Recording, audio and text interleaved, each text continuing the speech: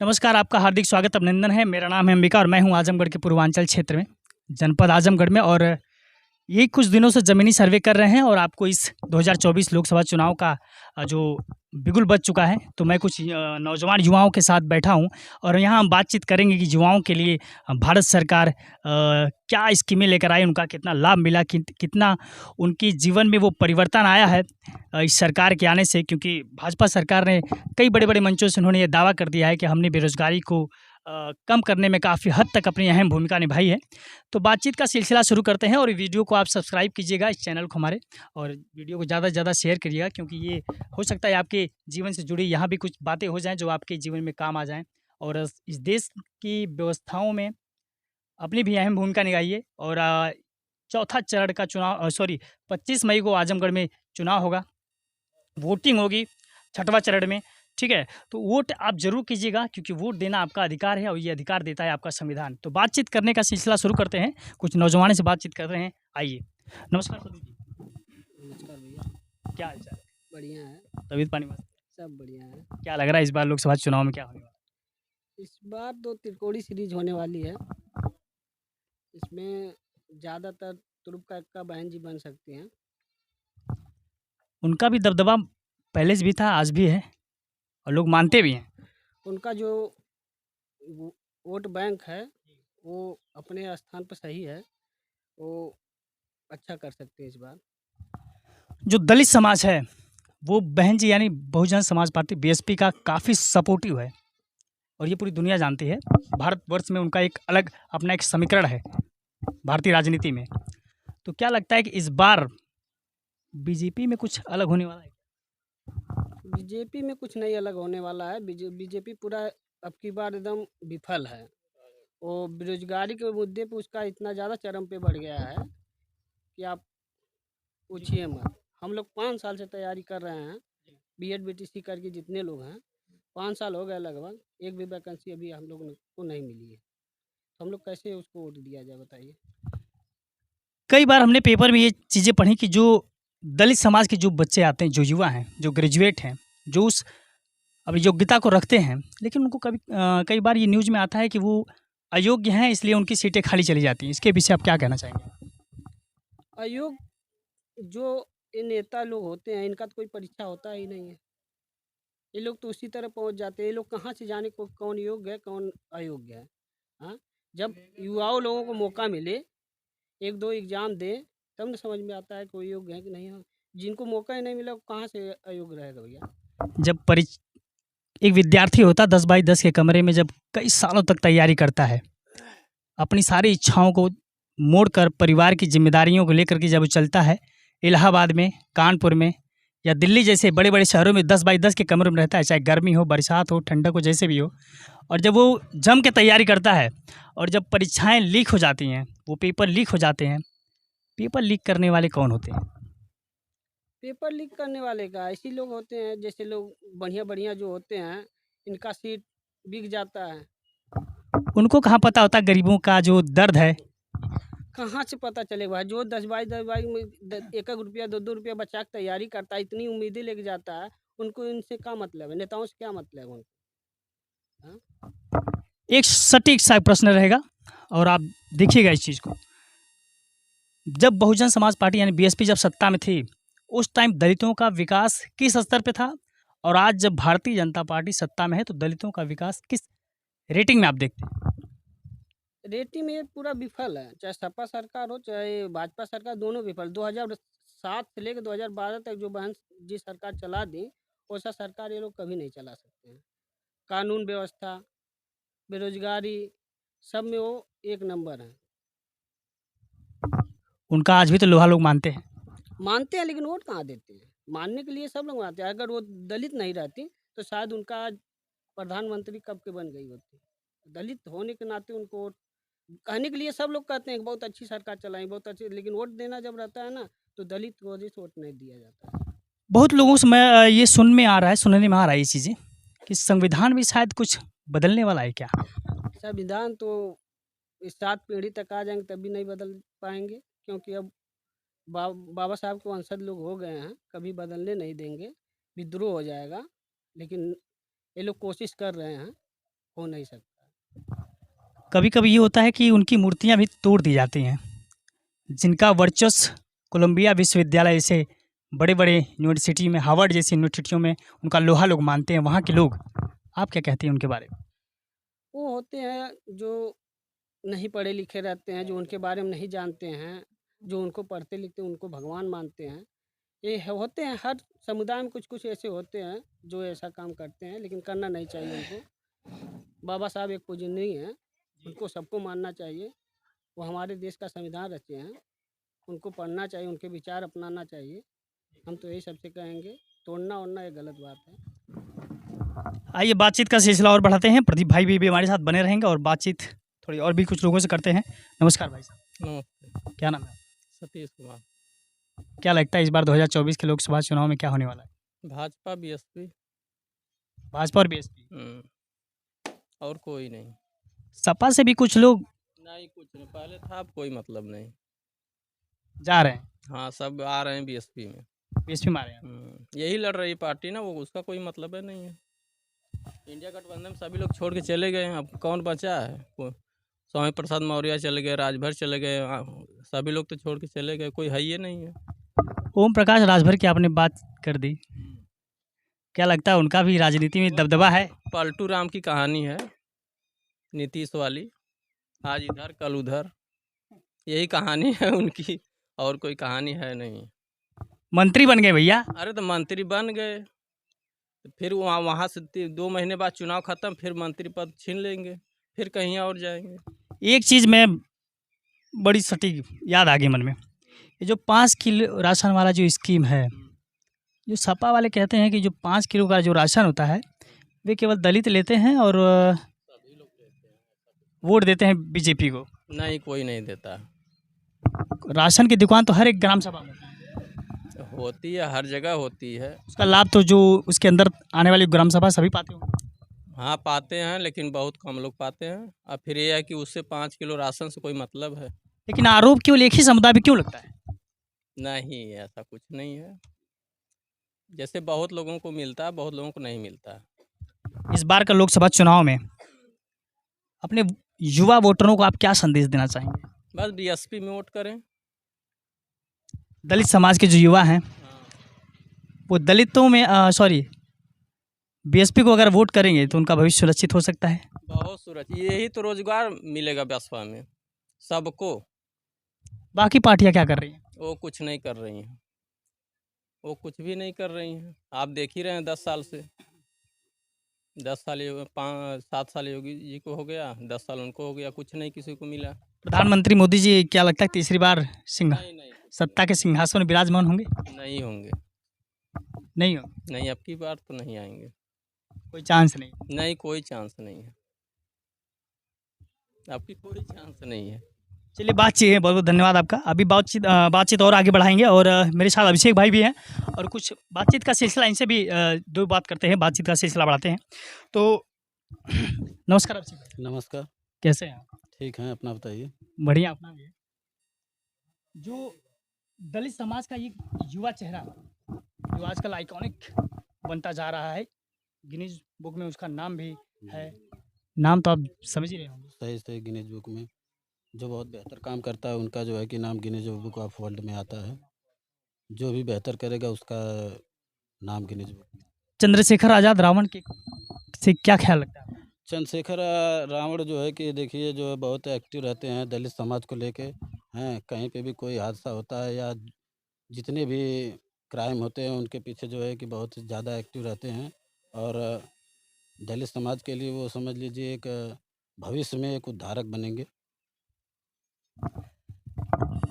ये आपका जो 21वीं सदी का जो समय चल रहा है, क्या लगता है कि आज भी जातिवाद अभी हावी है? जी हाँ, जातिवाद कहीं न कहीं तो बहुत ज़्यादा हावी है, इस बात को मैं मानता हूँ। इसका भी कहीं न कहीं शोषण होता है। शोषण बहुत होता है। दावे तो बहुत होते हैं, हाँ, दावे पर तो बहुत। ज़मीनी स्तर पे क्या लगता है कितना विकास होता है? देखिए ज़मीनी स्तर पे विकास तो बहुत कम होता है, क्योंकि अपने समाज को अभी जो है बहुत ही शिक्षा की ज़रूरत है। जो आदमी जो है पढ़ेगा तो ये समाज धीरे-धीरे और ऊंचाइयों की तरफ जाएगा। बाबा साहब ने कहा था कि शिक्षा वो शेरनी का दूध है, जो पिएगा वही दहाड़ेगा, जो जितना पिएगा उतने दहाड़ेगा। उतना दहाड़ेगा। शिक्षा आपको सत्ता के सिंहासन पे भी पहुंचा सकती है। जी बिल्कुल सही। शिक्षा आपको शासन पे पहुंचा देगी और आपको राजा बना देगी। अब बिना संघर्ष किए क्या लगता है कि बाबा साहेब को लोग पूछते हैं? देखिए, संघर्ष जो करेगा आने वाले समय में उसी की पूजा होगी, जो संघर्ष नहीं करेगा उसकी। उसकी नहीं होगी। ये तो संविधान बदलने की कुछ लोग शायद बातें करते हैं, क्या लगता है? देखिए, जो अशिक्षित है, अनपढ़ हैं, वो ये सब बातें करेंगे। जो बाबा साहब को पढ़ेंगे, उनके आर्टिकल को पढ़ेंगे, तो समाज को जो शिक्षित लोग हैं वो बदलेंगे, और जो अशिक्षित हैं वो तो कुछ भी बोल सकते हैं। बोलने को क्या कहा जा सकता है। रोजगार में क्या लगता है कि भारतीय जनता पार्टी इस बार युवाओं को, दलित समाज की बच्चों को रोजगार देने में कितना सफल रही? देखिए, ये रोज़गार के लिए तो बहुत ही निम्न स्तर पे ये काम कर रही है, क्योंकि हम लोग जो है कि बीटीसी भी किए हैं, प्राइमरी जूनियर टेट भी पास हैं, लेकिन 5 साल से जो है शिक्षक भर्ती के लिए हम लोग इंतज़ार कर रहे हैं, लेकिन अभी तक जो है कि भर्ती नहीं आई। पढ़ लिख के हम लोग जो है कि बेरोज़गारी का जो है झेल रहे हैं। ये जो दर्द होता है ना, ये एक पढ़ा लिखा युवा वो समाज का एक ऐसा हिस्सा हो जाता है, वो जो करना भी चाहता है वो भी नहीं कर पाता है। उसके अंदर वो तकलीफ़ें जो रहती है ना, वो अंदर एक गुब्बार बन के रहती हैं। तो क्या लगता है आपको कि इस बार का जो आजमगढ़ है, लोकसभा चुनाव, जी। आजमगढ़ की जनता इस बार क्या चाह रही है? आजमगढ़ की जनता इस बार ये चाह रही है कि देखिए, अब की बार जो है कि कोई दलित प्रधानमंत्री बने। अब बहन जी का पूर्ण रूप से लोग सपोर्ट कर रहे हैं ज़मीनी स्तर पे, और दिखाने के लिए तो कोई कुछ भी दिखा सकता है। जो सर्वे जो दिखाया जाता है हिंदुस्तान के टेलीविज़न में, जी। कभी-कभी ऐसा भी होता है कि उसका जो ठीक उल्टा हो जाता है। उल्टा हो जाता है, क्योंकि भाई मीडिया भी उनका है, शासन भी उनका है, प्रशासन भी उनका है। तो जो गलत चीज़ें होती हैं वही लोग दिखाते हैं, जो ज़मीनी स्तर से जो सही चीज़ें हैं उनको नहीं दिखाते हैं। ये जो गरीबी स्तर का जो एक पैमाना होता है, वो दिन पर दिन अब बढ़ता जा रहा है या घट रहा है?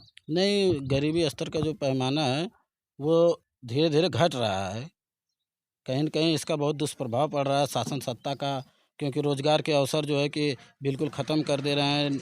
हमेशा जो है निजीकरण हो रहा है। बताइए, बच्चे तैयारी कर रहे हैं, तैयारी करने के बाद लड़के इलाहाबाद में पढ़ रहे हैं, फिर उसके बाद पेपर लीक हो जा रहा है, लेकिन इस युवाओं का दर्द कोई नहीं समझ रहा है। तकलीफ़ें हैं मन में आपके। जी, बिल्कुल हैं। ये जो दलित समाज जो होता है ना, ये हर एक समाज में सबसे ज़्यादा नज़रें इन्हीं पे रहती हैं। चाहे कोई भी आरोप हो, इन पे आप मत दीजिए, क्योंकि पता है कि वहाँ बहुत ज़्यादा आवाज़ें कोई उठाने वाला नहीं है। लेकिन एक महानायक हुए थे doctor B are Ambedkar ji, जिनका जन्मदिन बस आने ही वाला है 14 अप्रैल को। पूरा भारतवर्ष गौरवान्वित महसूस करता है। उस एक योद्धा थे वो, जिन्होंने अपनी परिश्रम के बल पे वो सबको अधिकार दिया, महिलाओं को, पुरुषों को, बच्चों को, जात पात ऊंच नीच हर एक चीज़ से निजात उन्होंने दिलाई। अगर आज संविधान नहीं होता तो शायद किसी को न्याय मिलना मुश्किल होता। जब कोई अपराधी अपराध करता है तो वकीलों के माध्यम से उसको सज़ा दिलाई जाती है। वो उसमें अब सबसे ज़्यादा जो महत्वपूर्ण भूमिका होती है वो संविधान की होती है। क्या लगता है? जी, बिल्कुल सही। संविधान से हमें न्याय मिलता है। जो स्वतंत्रता का अधिकार बाबा साहब ने 14 से 18 आर्टिकल में दिया है, वो समानता का अधिकार है कि आप अपनी बात को रख सकें, और उसके बाद महाराज, जब अपने अधिकारों के लिए जो लड़ता है वो अपराधी हो जाएगा क्या?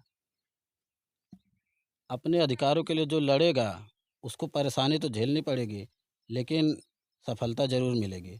सत्य परेशान हो सकता है, लेकिन पराजित नहीं हो सकता। प्रदीप जी, जब करोड़ों रोजगार का जब वादा कर देती है सरकार, और वही बच्चे जब रोजगार मांगने के लिए सड़कों पर आ जाते हैं, तो फिर लाठियां मिलती हैं उनको, क्या कहेंगे? ये तो सही बात है कि इनके सरकार में बहुत ऐसे, कोई भी आप जैसे मुद्दा रोड पे नहीं उठा उठा सकते हैं। जब उठाएंगे तो आप लाठी खाएंगे। इनका शासन आप पे FIR हो जाएगा, आपका करियर चीज़ हो जाएगा, वैकेंसी निरस्त हो जाएगी। निरस्त कराने के लिए कितना ही पुलिस वैकेंसी जोर लगाना पड़ा, आप देख ही रहे हैं। उसमें कितने आरओ वाले में देखिए, अभी वहाँ पे आयोग में कितना लाठियाँ चली, बहुत बच्चे ऐसे हैं, लेकिन निरस्त हुआ ना। इनको अगर आप सही तथ्य देंगे तब ये मानने के लिए नहीं तैयार होते हैं, लेकिन लास्ट में वही मानते हैं। जब बच्चे एकत्रित होते हैं, एक जगह इकट्ठा होते हैं, तब मानना पड़ता है। शुरुआत में नहीं मानेंगे, लेकिन बाद में इनको मानना पड़ता है। कहीं ना कहीं देखा जाए तो पहले टाल मटोल करेंगे, कहीं देना ना पड़ जाए नौकरी। वही बात है ना।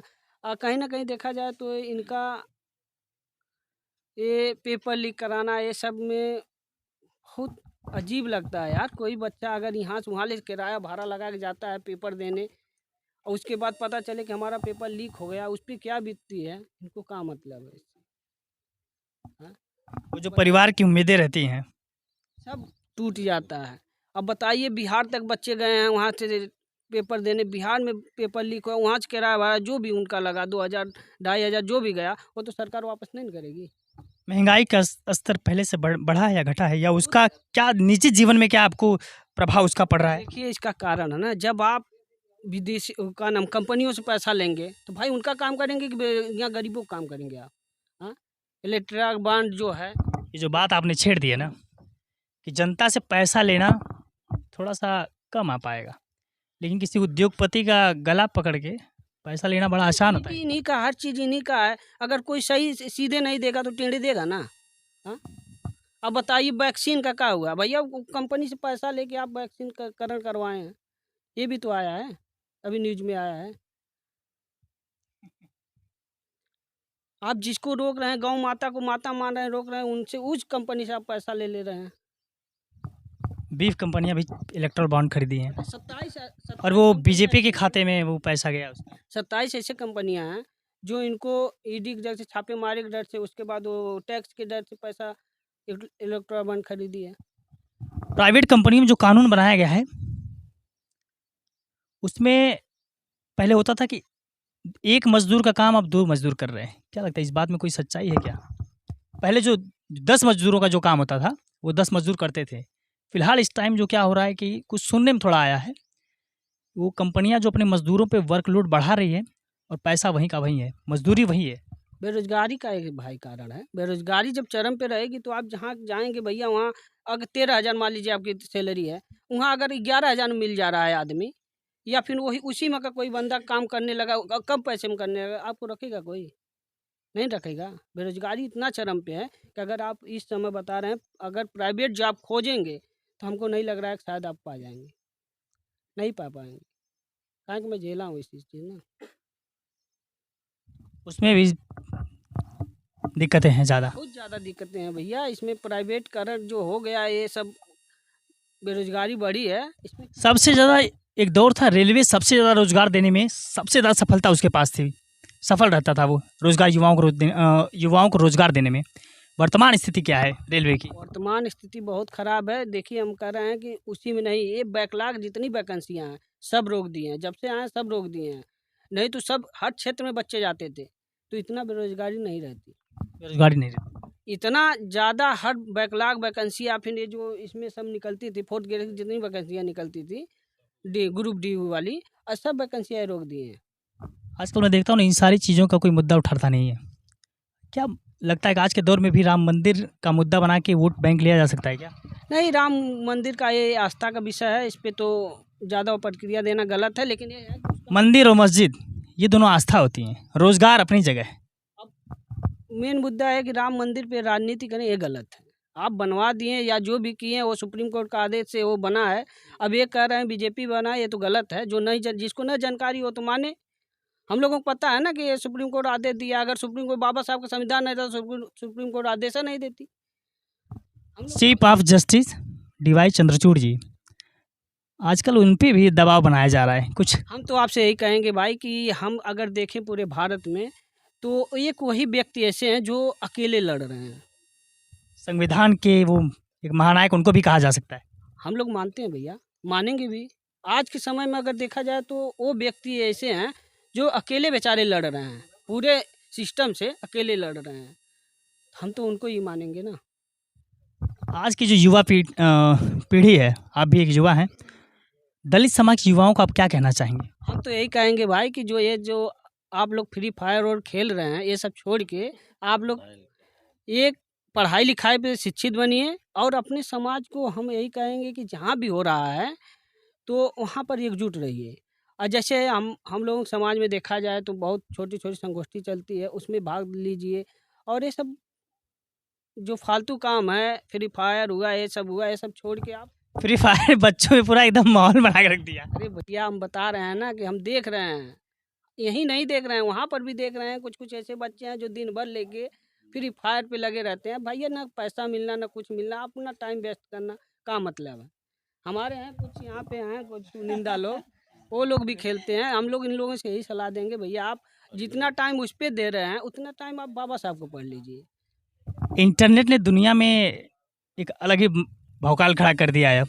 ना जाने कितने लोगों ने अपना करियर बना लिया इंटरनेट से। इंटरनेट के बारे में क्या कहेंगे आप? अरे भैया, इंटरनेट सोशल मीडिया ऐसा अच्छा प्लेटफॉर्म है। अगर आप जैसे उसको यूज करेंगे, अगर अच्छे तरीके से यूज करेंगे, अच्छी लाइन में यूज करेंगे तो अच्छा काम करेगा, बुरे लाइन में जाएंगे तो बुरा भी काम करेगा। लेकिन इंटरनेट इस समय इतना बढ़िया है, अगर आप उससे पैसा भी कमा सकते हैं, हर चीज़ कर सकते हैं, अच्छी जानकारी भी ले सकते हैं। लेकिन अगर गलत यूज करेंगे सोशल मीडिया पे क्या लगता है कि आपको जो पहले जो घटनाएँ होती थीं, वो दब जाती थीं।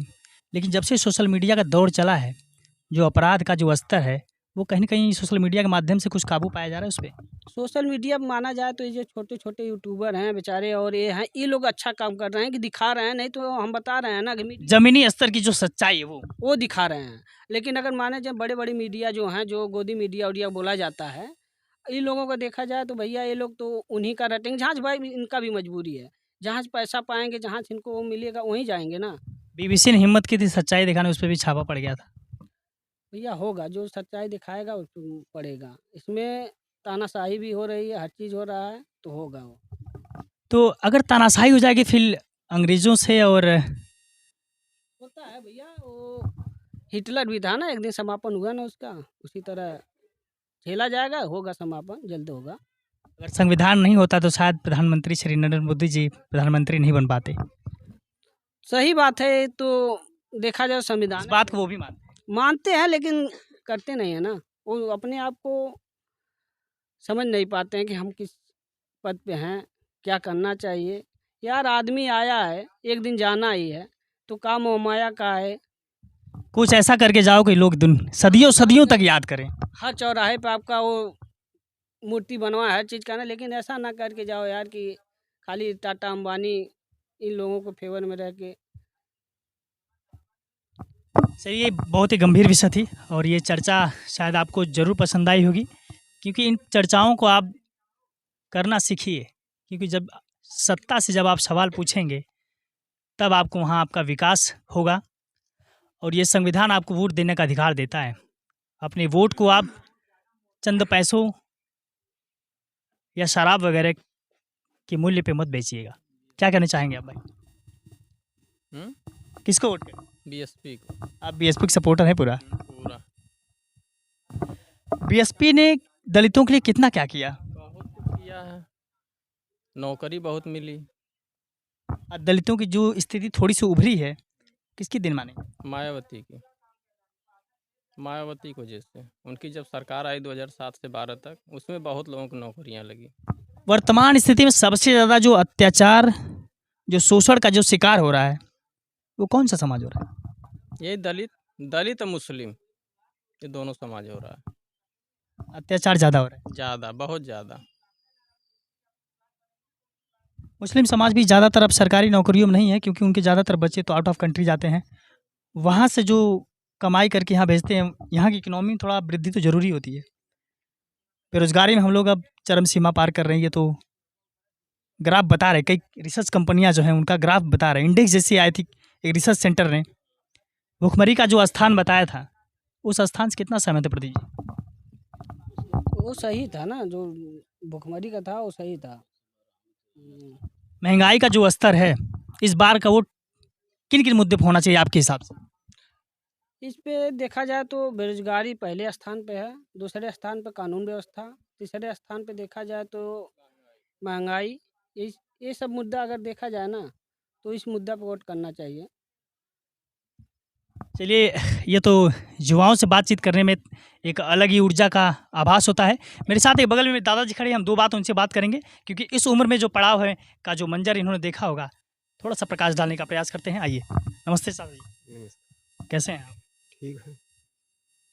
क्या लगता है कि ये जो चुनाव चलता है और नेता गाँव-गाँव आते हैं, चुनाव खत्म होता है फिर कहाँ चले जाते हैं? घर अपने हो जाते हैं। गरीबों को कोई नहीं सुनता। गरीबों को कौन देखता है? रोजी रोजगार ये सब तो खत्म हो गया। कौन-सा काम करते हैं? हम खेती बाड़ी करते हैं। किसानी करते हैं। हाँ। किसानों के लिए ये जो सरकार है, सही से कारगर हुई है? नहीं। किसानों को कौन देखता है? ये भाजपा सरकार जब से आई है तब से बिल्कुल नहीं देख रही है। घर परिवार चला लेते हैं आराम से। मजबूरी है, चलती है। मजबूरी में सब चलता है। मजबूरी में सब चलता है। सब चलता है। इनका करेंगे, उनका करेंगे, सब चलता है। अच्छा, जो टैक्स होता है ना चाचा, हम एकदम स्पष्ट चीज़ों में बता देते हैं।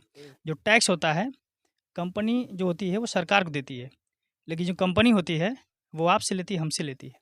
वो हमसे आपसे नहीं लेगी तो सरकार चलाएगी कैसे? लेकिन मीडिया में चलता है कि तो टैक्स तो उद्योगपति देते हैं, गरीब जनता टैक्स नहीं उनको देते हैं, गरीब को नहीं मिलता है। गरीब को क्या मिलता है? जो पढ़े और जो महंगी-महंगी सामानें खरीदता है उसका। हाँ, जो सामानें खरीदते हैं वो अपने लिए खरीदते हैं, हमारे लिए थोड़ी खरीदते हैं। वो जो पढ़े लिखे हैं आज, वो ढनक रहे हैं। हम नहीं पढ़े हैं, लेकिन हमारे लिए नहीं। वो बच्चे अपने तो लिए आपके पढ़े होंगे, पोते पढ़े होंगे, लड़के वो पढ़े होंगे। पोते पोते वही बात है ना, जो आज पढ़ के घूम रहे हैं, उनके लिए कोई नौकरी नहीं। 10 साल से तो बिल्कुल नहीं हुई। जो पढ़े लिखे हैं, मेहनत कर रहे हैं, रुपया खर्च कर रहे हैं, माँ बाप उनके पीछे झेल रहे हैं, उनके लिए तो कोई सरकार का मतलब वो नहीं है कि उनके लिए कुछ देखे सोचे। बेरोजगार घूम रहे हैं आदमी पढ़ लिख के, और जो नहीं पढ़ा लिखा उसकी बात अलग है। अच्छा, जो स्कूल नहीं जाता है उसकी बात अलग है। एक युवा होता है जो पढ़े लिखे की आप बात कर रहे हैं, जो बच्चे पढ़ लिख करके भी जब वो संघर्षों में नहीं कुछ हासिल कर पाते हैं, अगर एक गांव में कोई दलित समाज का बच्चा अगर मास्टर हो जाता है तो लगभग पूरा गांव मास्टर हो जाता है। नहीं, कैसे हो जाएगा? एक मास्टर प्रभाव तो जरूर पड़ता होगा, प्रभाव पड़ेगा, शिक्षा का स्तर। प्रभाव पड़ेगा। देखी देखा काम होता है, जी, लेकिन सबको नहीं होता है। जब एक कोई मास्टर पहले हुआ 10 साल पहले, जी। आज 10 साल से तो कोई मास्टर नहीं हुआ, तो कैसे प्रभाव पड़ेगा? देख रहे हैं ये तंज जो है, इस सरकार के लिए तंज है, बहुत मीठे शब्दों में। ये आपको सोचना चाहिए, जिस दलित समाज के उत्थान की आप बात करते हैं, उस दलित समाज के युवाओं का कोई स्तर नहीं बन पा रहा है आपकी सरकार में। मैं चाहता हूँ आप उनके लिए ज़रूर कुछ कीजिए, ये मेरी आपसे गुजारिश रहेगी। आइए बातचीत का सिलसिला थोड़ा सा और बढ़ाते हैं, 2-3 लोग और बैठे हैं, तो यहीं से बातचीत करके बात का समापन करेंगे। आइए बातचीत करते हैं। नमस्ते चा, हमें का कैसे हैं आप? कैसे हैं? मरीज बन के बैठे हैं और कैसे हैं? तबीयत पानी अभी ठीक है? नहीं, ठीक तो है। फिर आप पूछना क्या चाहते हैं उसमें? चुनाव आ गया चाचा 2024 का, सांसद लोगों का, प्रधानमंत्री जी बनेंगे, क्या लगता है मोदी जी तीसरी बार बनेंगे या फिर अब बार कुछ बदलाव होना चाहिए? ऐसा है ना, देखिए जितनी बातें हुई मैं सुन रहा था, जी, स्पष्ट तौर पर जो भी मैं कहता हूँ, मैं भी प्रिंटिंग प्रेस कर्मचारी रहा हूँ, जी, आज भी काम करता हूँ, जी, लेकिन स्पष्ट मायने में जहाँ दलित की बात आती है जी, कि दलित समाज में कितनी बिरादरी के लोग हैं ये तो आपको मालूम ही होगा, लेकिन असली दलित जो है सिर्फ चमार को लोग ही समझते हैं। अच्छा, असली दलित चमार को ही लोग समझते हैं। इसमें जो जुड़े हुए दलित हैं, एससी में जो है अदर एससी, पासवान भी आते हैं, सोनकर भी माने आते हैं। अदर एससी, वो अपने को सिर्फ दलित को, सिर्फ चमार को ही दलित समझते हैं, आरक्षण का मजा लेते हैं लेकिन लड़ने नहीं आते। लड़ने नहीं आते हैं। सबसे बड़ी बात यही फंसती है, बदनामी का दाग केवल एससी का जो चमारों के ऊपर, चमार बिरादरी झेलती है। हाँ, और कोई नहीं झेलता। सभी लोग तो अपना वो बाबा साहब के संविधान के अनुसार जो अपना मलाई काट रहे हैं।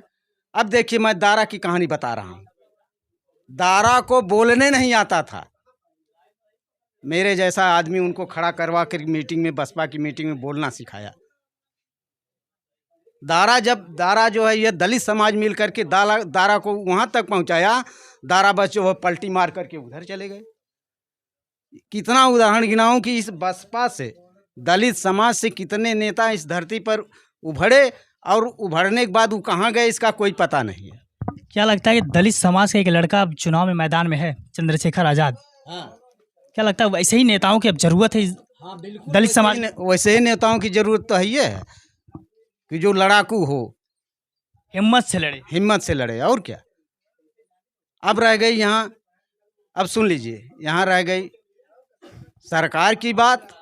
तो जो इंडिया गठबंधन बनाया है लोगों ने, इंडिया अलायंस इंडिया गठबंधन, जी उसमें तमाम पार्टी जो है अपना मिलजुल करके बनाई है। जी फिर भी देखिए, सुना जाता है कि हर प्रदेशों में, माने पूरे भारतवर्ष में सिर्फ सीटों की खींचतान है। केवल हमको सांसद बनना है, एमएलए बनना है, एमपी बनना है, सीटों की खींचतान है, विकास से कोई मतलब नहीं है। विकास से कोई मतलब नहीं है, ये है। तो अब बताइए, जब वोट बंट जाएंगे तो फिर कैसे हम मोदी को हटा पाएंगे? सिर्फ चमार कैसे मोदी को हटा पाएंगे, ये हमको अब बताइए। जब सभी अदर 80 अदर बैकवर्ड इकट्ठा होते बाबा साहब के संविधान के अनुसार, एकजुट होकर के वोटिंग करते, तो तब नहीं ये होता मामला कि ये हट जाएंगे। नगीना लोकसभा सीट से चंद्रशेखर आज़ाद ने कहा था कि अखिलेश भैया पहले बोले थे कि आप यहाँ से निर्विरोध चुनाव लड़ेगा, निर्दलीय लड़िएगा, आपको हम सपोर्ट करेंगे। लेकिन जैसे ही चुनाव आया, उन्होंने मनोज कुमार एक अपना कैंडिडेट उतार दिया वहाँ पे उनके सामने। हाँ, ये तो है सही बात। ये धोखा हुआ कि नहीं? इसी प्रकार से हर बार धोखा होता है चमारों के साथ। कोई भी पार्टी हो, चाहे सपा हो, चाहे भाजपा हो, चाहे कांग्रेस हो। केवल वोट बैंक लेने आते हैं, उत्थान करने कुछ नहीं आता। अभी पिछले चुनाव में जो चुनाव हुआ है, पिछले चुनाव में यही सपा की मीटिंग हो रही थी। गाने वाले क्या गा रहे हैं? आज बेल होगी, कल आज जेल होगी, कल बेल होगी, भैया की सरकार बनी तो रेलम रेल होगी। ये बताइए, इससे कहाँ जाएंगे आप? ऐसे लोकतंत्र थोड़ी चलता है साहब। ऐसे लोकतंत्र नहीं चलेगा, ये बताइए। कला क्षेत्र से जो लोग आज आ रहे हैं, हमारे कहने का मतलब ये है कि दलित समाज में जितने भी लोग आते हैं, सभी लोग एकजुट होकर के सिर्फ बाबा साहब की पार्टी जो है बीएसपी, उसके साथ जुड़ करके वोटिंग करेंगे, तब हम भारत को बदल सकते हैं। गरीबी स्तर को कम कर सकते हैं। हाँ, गरीबी स्तर को कम कर सकते हैं। अब देखिए, मैं जो है बीमार था, लखनऊ में गया था, जिस हॉस्पिटल में से मेरा इलाज हो रहा था, वहाँ मैं देखा कि झाड़ू लगाने वाले से लेके ऊपर तक जो है संविदा पर सब वही सवर्णों के लोग थे। मैंने झाड़ू लगाने से ऊपर तक जितने डॉक्टर थे, बाबू थे, क्लर्क थे, चपरासी थे, और झाड़ू लगाने वाला सब सवर्णों के, छोटे जो नए नए चेहरे। मैं पूछता भी था, ये निजीकरण का प्रभाव है। हाँ, और का कि यही तो है कि अब वही जो है पहले जो वर्ण व्यवस्था वाली बात थी वही आने वाली है। निजीकरण की जो व्यवस्था है, ये आपने बड़ा स्पष्ट शब्द में कह दिया, समझने वाले समझ चुके होंगे। निजीकरण का जो व्यवस्था आ रही है, वो वर्ण व्यवस्था पे ही आधारित होने वाली है क्या? और क्या, उसी पर आधारित होने वाली है। अब बताइए, जैसे राशन की बात है कि हमने मुफ्त राशन दे दिया, आपने बहुत अच्छा काम किया, लेकिन मुफ्त राशन पाने वाले जो उसको खा रहे हैं, नहीं तो अधिकतम 90% क्या 95% राशन उधर से आ रहा है, बनिया गांव में घूम रहा है, उसको उठा ले जा रहा है। ये तो गरीबी स्तर का जो पैमाना है। इस तरह से ये जो काम करने वाले लोग हैं, मान लीजिए जो पढ़े लिखे बेचारे लड़के हैं, वो तो बेरोजगार हो ही गए। जो काम करने वाले हैं, चला हो खाए तो मिलता है भाई, अब कौन जरूरत से काम करेगा, राशन देती है सरकार, तो वो क्या हो जाएंगे? तो ये जो बायोमेट्रिक मशीन आई, अंकल मैं आपको थोड़ा सा इंटरप्ट करूंगा। जो बायोमेट्रिक मशीन जो आई है, पहले जब राशन मिलता था तो लोग जो रजिस्टर था उस पर साइन किया करते थे, अब अंगूठा लगा रहे हैं। इससे कुछ संदेश आ रहा है क्या? अंगूठा लगा रहे हैं बायोमेट्रिक पे। हाँ, अंगूठा लगा रहे हैं। उससे तो साइन से देखिए, ये इलेक्ट्रॉनिक युग है, ये इलेक्ट्रॉनिक युग में कुछ भी हो सकता है। अंगूठा लगाने से अंगूठा मिल गया, वह जो है चिप ऐसी आ रही है इलेक्ट्रॉनिक वोटिंग मशीनों में या किसी मशीनों में, उसमें फिट कर देंगे, बस ये हो गया काम। और जो वोट देने जा रहा है उसका वोट वहीं से कैंसिलेशन हो जाएगा, वो वाला फिटिंग वाला सही। मैं आपसे बात करूंगा इस चीज़ के लिए। आपने जो संदेश हल्के हल्के शब्दों में दे दिया है, बैलेट पेपर जो चुनाव वो सही है, या ये जो ईवीएम जो मशीन है इससे चुनाव? देखिए, चुनाव दोनों सही है, लेकिन उसमें पारदर्शिता होनी चाहिए। पारदर्शिता होनी चाहिए कि जैसे कि हम वोट दे रहे हैं जी। किसी को, वह एक पर्ची है, बगल में बैलेट बॉक्स रखा है, एक पर्ची उस निशान की उसमें गिरनी चाहिए। ये है पारदर्शिता वोटिंग मशीन की। ये चुनाव आयोग का ये निर्देश रहेगा आम जनता का। एक बार आप दोबारा दादाजी इस बात को आप बताइएगा। कि जैसे ये है कि वोटिंग मशीन है, वोट से आप ये इलेक्शन, देते हैं। हाँ वोट दे रहे पर्ची हैं, उसकी गिरनी चाहिए। चुनाव आयोग की यह व्यवस्था होनी चाहिए कि जैसे हमारी बटन दबी, हमने देख लिया कि किसको हमने वोट दिया है, जी। उसकी पर्ची, उस बॉक्स वोट में की आनी पर्ची बॉक्स में आनी चाहिए, और उस बॉक्स को भी उसी तरह से सील मोहर किया जाए। जितने पार्टी के एजेंट हैं उनका उस पर निशान लगाया जाए कि हम यह निशान लगाए हैं उस बक्से पर। इसके बाद वोटिंग मशीन में जितना वोट पड़ा है, फिर अगर वहीं संदेह हो रहा है तो फिर उस बक्से को भी गिन लिया जाए, तब पारदर्शिता वोट में होगी, नहीं तो होने वाली नहीं है। जैसा इसी तरह सभी लोग चिल्लाते रहेंगे, करने वाले अपना करते रहेंगे, किसी को पता नहीं चलेगा। युवा तो बेरोजगार हो ही गया, जो खेत खलिहान में काम करने वाले हैं वो भी कोढ़ी बन करके रहेंगे। अंत में यही होगा, यही सरकार कहेगी लोग कटोरा भीख मांगो, यही ना होगा। वो दौर भी शायद अब आने वाला है, कटोरा लेके भीख मांगो। चलिए, बहुत बहुत धन्यवाद चाचा जी आपका। और ये बड़ी एक ऐसे विषयों को मैं चर्चा करने का मैं प्रयास करता हूँ। इस ज़मीनी स्तर के जो हालात हैं, जो ये डेवलपमेंट की जो बातें लोग करते हैं बड़ी बड़ी, वो ज़मीनी स्तर पे नहीं दिखती हैं, तो बड़ी तकलीफ़ होती है मन को।